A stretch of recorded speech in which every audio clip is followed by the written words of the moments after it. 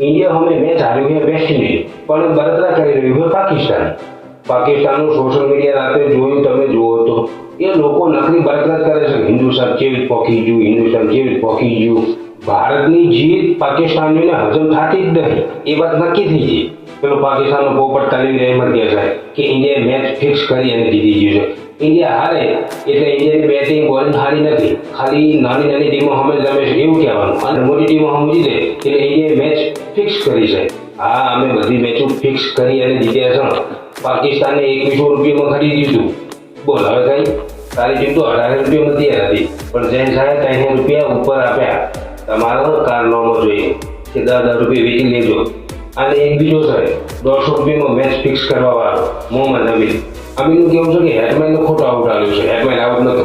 આ પાકિસ્તાનીઓ બધાને એક જ બીમારી છે, ઇન્ડિયા ના જીતવું પડે, ના જીતવું પડે, ના જીતવું પડે. અને આજે એમને ખુશીનો મોકો મળી ગયો તો સંજુ આઉટ થઈ ગયો જ ને, તો એમને પાકિસ્તાનમાં તો દિવાળી જ હતી. પણ સારું થયું સંજુએ ઇન્ડિયાની લાજ રાખી. ભારત માટે તો કરો એ અમારો તો ત્યાં સેમીફાઇનલ જેવી જ મેચ હતી, જેમાં સંજુએ 50 બોલમાં 97 રન માર્યા. અભિષેક શર્મા, ઈશાન કિશન, હાર્દિક પંડ્યા, સૂર્યકુમાર યાદવ, તિલક વર્મા, આ બધા ખેલાડીઓએ પીચની અંદર રન બનાવ્યા છે. પીચ ઉપર એક પણ ખેલાડી રન બનાવ્યો નથી. એટલે આપણને જાણવા મળી ગયું કે સંજુ બેસ્ટ ખેલાડી છે છે. બોધીભાઈ એને કાઢવાનો થતો નથી આ બે મેચોમાં. અને જોનથી સંજુ આવી અને ઓપનિંગમાં સારું કરી રહ્યો છે, નીચે તિલક વર્મા સારું કરી રહ્યો છે. તિલક વર્માને ખબર પડી ગઈ કે હવે આપણે રમવું પડશે, નકા આપણે ઘર ભેગા જ છીએ. ત્રીજા નંબરે તો ઈશાન કિશન આવી ગયો, ચોથા નંબરે સૂર્ય આવી ગયો, એટલે એને બોર્ડમાં 6થા નંબરે રમવું પડે. એટલે તિલક વર્માએ નક્કી કરી નાખ્યું છે કે બાપુ હવે ટૂંક કરવામાં આપણો મેળ આવશે નહીં. તિલક વર્માએ જોરદાર બેટિંગ કરી છે ભાઈ. 12 બોલમાં 70 રન બનાવ્યા, દિલ ખુશ કરી નાખ્યું. જસ્સી પાજી એવા સમયે આવીને હેટમાયની વિકેટ લઈ ગયા છે ને.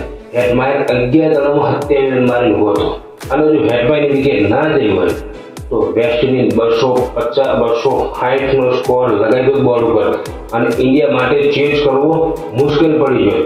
કારણ કે આની પહેલા ઇન્ડિયાએ 170 પ્લસ રન ચેન્જ કર્યા જ નથી. 3 વાર કરેલા છે, જેમાં વિરાટ કોહલી હતા ત્યારે.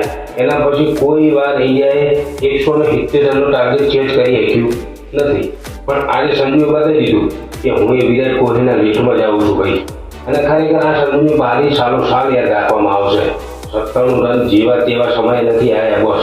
જ્યારે ઇન્ડિયાને જરૂર હતી ને ત્યારે આ 97 રન માર્યા છે સંજુએ. બાકી પાકિસ્તાનનો તો ધંધો જ છે ભાઈ. ઇન્ડિયા જીતશે એટલે એવું જ કહેવાનું છે કે આ મેચ ફિક્સ હતી.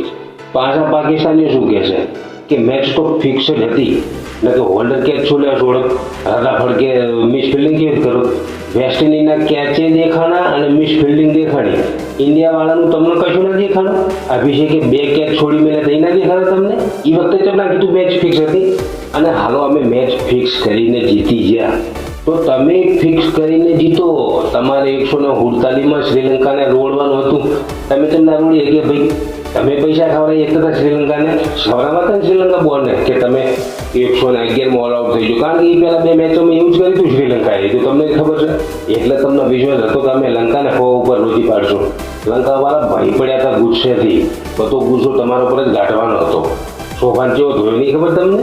પીસીબી ફિક્સ ના કરીએ કે મેચ જીતવા માટે, પણ તમારા બેટ્સમેનો અને બોલરો ફિક્સ કરીએ કે સલમાન બટ હતો, મોહમ્મદ અમીર હતો, નો બોલ નાખતા હતા 150 રૂપિયામાં ભૂલી ગયા. જાઓ તો પાકિસ્તાનનું જેટલું ખોલશું ને એટલું ઓછું છે. ચલો બાય.